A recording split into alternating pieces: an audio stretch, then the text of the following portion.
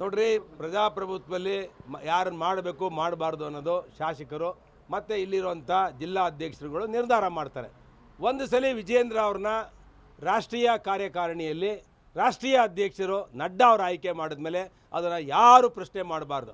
ಈಗ ನಡ್ಡಾ ಆಯ್ಕೆ ಮಾಡಿರೋದನ್ನು ವಿಜೇಂದ್ರ ಅವ್ರನ್ನ ಪ್ರಶ್ನೆ ಮಾಡ್ತಾರೆ ಅಂತ ಹೇಳಿದ್ರೆ ಇವ್ರಿಗೆ ಯಾವುದೇ ಕಿಮ್ಮತ್ತು, ಯಾವುದೇ ಗೌರವ ಹೈಕಮಾಂಡ್ ಮೇಲಿಲ್ಲ. ಅದರಿಂದ ನಾನು ಹೇಳೋದಿಷ್ಟೇ, ಯಾರು ಬಂಡಾಯವನ್ನು ಇವತ್ತು ಸಾರ್ತಾವ್ರೆ, ಇದು ವಿಜೇಂದ್ರ ಮೇಲೆ ಬಂಡಾಯ ಅಲ್ಲ, ಇದು ಕೇಂದ್ರದ ವರಿಷ್ಠರ ಮೇಲೆ ಬಂಡಾಯ.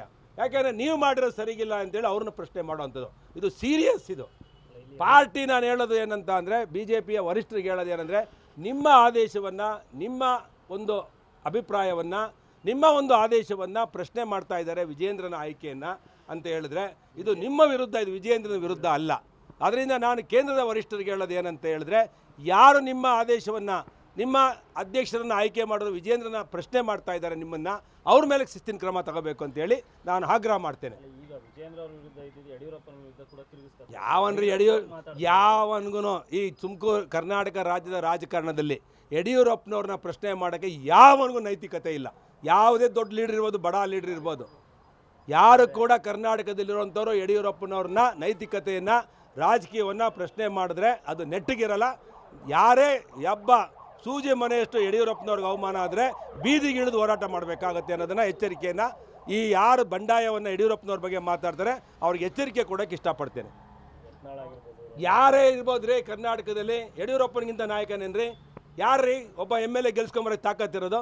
ಯತ್ನಾಳ್ ಯಾರೊಬ್ಬರು ಎಮ್ ಎಲ್ ಎ ಗೆಲ್ಸ್ಕೊಂಬರೋಕ್ಕೆ ತಾಕತ್ತಿದೆಯೇನ್ರಿ? ಯಾಕ್ರಿ ಮಾತಾಡ್ಬೇಕು ಯಡಿಯೂರಪ್ಪನವ್ರ ಬಗ್ಗೆ? ಯಾವ ನೈತಿಕತೆ ಇದೆ ರೀ? It's not correct. ಅದಕ್ಕೆ ನಾನು ಖಾರವಾಗಿ ಪ್ರತಿಕ್ರಿಯೆ ಮಾಡ್ತಾ ಇದ್ದೇನೆ. ನಾನು ವರಿಷ್ಠರಿಗೂ ವಿನಂತಿ ಮಾಡ್ತೇನೆ, ನಿಮ್ಮ ಆದೇಶವನ್ನು ಪ್ರಶ್ನೆ ಮಾಡುವಂಥ ಎಂಥ ದೊಡ್ಡವನಿದ್ರು ಫಸ್ಟ್ ಅವ್ರನ್ನ ಸ್ಯಾಕ್ ಮಾಡಿರಿ. ನೀವು ಯಾರನ್ನಾರು ಜಿಲ್ಲಾ ರಾಜ್ಯಾಧ್ಯಕ್ಷರನ್ನು ಮಾಡಿ. ನಾವು ಪಾರ್ಟಿಗೆ ಬದ್ಧ. ನಾನು ಬಿ ಜೆ ಪಿಯ ಕಟ್ಟ ಅಭಿಮಾನಿ, ನಾನು ಬಿ ಜೆ ಪಿಯ ಕಟ್ಟ ಒಬ್ಬ ಕಾರ್ಯಕರ್ತ. ಪಾರ್ಟಿ ಏನು ಹೇಳಿದ್ರು, ನಿರ್ಧಾರ ಮಾಡಿದ್ರು, ಯಾರೇ ಒಬ್ಬ ಕಸ ಗುಡ್ಸೋನ್ಗೆ ಅಧ್ಯಕ್ಷ ಮಾಡಿದ್ರು ತಲೆಬಾಗಿ ಒಪ್ಕೊಂಡು ಕೆಲಸ ಮಾಡಿರೋರು ನಾವು. ಪಕ್ಷದ ಪರವಾಗಿರ್ತೀನಿ ನಾನು. ಆದರೆ ಆದಿ ಬೀದಿಯಲ್ಲಿ ಯಡಿಯೂರಪ್ಪನವ್ರನ್ನ ಟೀಕೆ ಮಾಡೋವಂಥ ಗರ್ವ, ಅಹಂಕಾರ ಬರೋದು ಯಾರಿಗೂ ಒಳ್ಳೆಯದಲ್ಲ. ಪಕ್ಷ ಕಟ್ಟಿದವ್ರಿಗೆ ಎಲ್ರಿಗೂ ಈ ಥರ ಅವಮಾನ ಮಾಡಿದ್ರೆ ಪಕ್ಷ ಕಟ್ಟಿದವ್ರಿಗೆ ಏನಾಗಬೇಕು? ಯಾರು ಮುಂದೆ ಬರ್ತಾರೆ ಜವಾಬ್ದಾರಿ ತಗೊಂಡು? ಯಾರು ಇವ್ರ ಹಿಂದೆ ಇದ್ದಾರೆ ಅವ್ರ ಮೇಲೂ ಕ್ರಮ ತಗೋಬೇಕು. ಯತ್ನಾಳಿಂದ ಯಾರೇ ಇದ್ದರೂ ಕೂಡ ಅವ್ರ ಮೇಲೂ ಕ್ರಮ ತಗೋಬೇಕು ಅಂತೇಳಿ ನಾನು ಕೇಂದ್ರ ವರಿಷ್ಠರಿಗೆ ವಿನಂತಿ ಮಾಡ್ತೇನೆ. ಯಡಿಯೂರಪ್ಪನವ್ರ ಜೊತೆ ಯಾರ್ಯಾರು ಅವತ್ತು ಮಂತ್ರಿಗಳಾಗಿದ್ದರು, ನಾನು ಇನ್ನೊಂದು ಬಹಳ ಮುಖ್ಯವಾಗಿ ಹೇಳೋದಕ್ಕೆ ಇಷ್ಟಪಡ್ತೇನೆ. ಯಡಿಯೂರಪ್ಪನವ್ರ ಜೊತೆ ಆರ್ ಅಶೋಕ್ ಇರ್ಬೋದು, ಬೊಮ್ಮಾಯಿ ಸರ್ ಇರ್ಬೋದು, ಇವರೆಲ್ಲರೂ ಯಡಿಯೂರಪ್ಪನ ಗರಡಿಯಲ್ಲಿ ಬೆಳೆದವರು, ಯಡಿಯೂರಪ್ಪನ ಆಶೀರ್ವಾದದಿಂದ ಮುಖ್ಯಮಂತ್ರಿಗಳಾಗಿದ್ದಂಥವ್ರು, ಡೆಪ್ಟಿ ಸಿ ಎಮ್ ಆಗಿದ್ದಂಥವ್ರು, ಪಕ್ಷದಿಂದನೂ ಕೂಡ.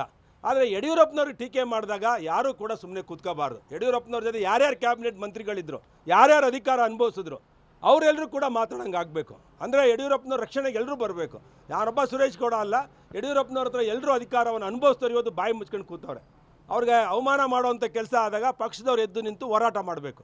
ನಾನು ಅದಕ್ಕೆ ಆಗ್ರಹ ಮಾಡ್ತೇನೆ, ಎಲ್ಲ ಯಾರ್ಯಾರು ಮಂತ್ರಿಗಳಾಗಿದ್ದರು ಯಡಿಯೂರಪ್ಪನವ್ರ ಸಂದರ್ಭದಲ್ಲಿ ಪಕ್ಷದಿಂದ, ಅವ್ರ ಕ್ಯಾಬಿನೆಟಲ್ಲಿ ಇದ್ದಂಥವ್ರು, ಅವ್ರ ಹತ್ರ ಉಪಕಾರ ಪಡ್ಕೊಂಡಂಥವ್ರು ಕೂಡ ಇದ್ರ ಬಗ್ಗೆ ಹೈಕಮಾಂಡ್ ಗಮನಕ್ಕೆ ತಂದು ಈ ಸೀಸ್ ಫೈರನ್ನು ಮಾಡಬೇಕು ಅಂತೇಳಿ ಆಗ್ರಹ ಮಾಡ್ತೇನೆ.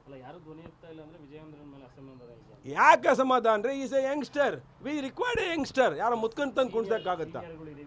ಸೀನಿಯರ್ ಇದ್ದರೆ ಹೌದ್ರಿ, ಸೀನಿಯರ್ ಇದ್ದರೆ ಯಾರು ಪ್ರವಾಸ ಮಾಡಿದ್ದಾರೆ? ವಿಜೇಂದ್ರನ್ ಥರ ಯಾರು ರಾಜ್ಯ ಸುತ್ತಿದ್ದಾರೆ ರೀ? ಒಂದು ವರ್ಷದಲ್ಲಿ ಎಷ್ಟು ಕಡೆ ಪ್ರವಾಸ ಮಾಡಿದ್ದಾರೆ? ಯಾರು ಪ್ರವಾಸ ಮಾಡಿದ್ರೆ ಎಲ್ಲರೂ ಅಧ್ಯಕ್ಷರಾಗಬೇಕು ಅಂದರೆ ಹೇಗೆ ಸಾಧ್ಯ? ವಿಜೇಂದ್ರ 1 ಇಯರಲ್ಲಿ ಎಷ್ಟು ಪ್ರವಾಸ ಮಾಡಿದ್ದಾರೆ, ಎಷ್ಟು ಹೋರಾಟ ಮಾಡಿದ್ದಾರೆ? ಮೂಡ ವಿರುದ್ಧ, ಸಿ ಎಂ ವಿರುದ್ಧನೇ ತೊಡೆ ತಟ್ಟು ನಿಂತ್ಕೊಂಡು ಹೋರಾಟ ಮಾಡಿದ್ದಾರೆ. ಯಾಕೆ ಅವ್ರನ್ನ ಇಳಿಸ್ಬೇಕು? ಯಾಕೆ ಇಳಿಸ್ಬೇಕು? ನಾನು ಸಂಪೂರ್ಣ ಪಾರ್ಟಿಯವರು ಯಾರನ್ನಾರು ಮಾಡಲಿ, ವಿಜೇಂದ್ರನಾರು ಮಾಡಲಿ, ಯತ್ನಾಳ್ನಾರು ಮಾಡಿದ್ರು ನಾವು ಒಪ್ಕೊಳ್ತೇನೆ. ಆದರೆ ವಿಜೇಂದ್ರನ ಬಗ್ಗೆ, ಯಡಿಯೂರಪ್ಪನವ್ರ ಬಗ್ಗೆ, ಪಕ್ಷದ ಬಗ್ಗೆ ಆದಿ ಬೀದಿಲಿ ಮಾತಾಡೋದನ್ನ ನಾವು ಖಂಡಿಸ್ತೇವೆ. ಗ್ಯಾರಂಟಿ ನ್ಯೂಸ್, ಸುದ್ದಿ ಖಚಿತ, ನ್ಯಾಯ ನಿಶ್ಚಿತ.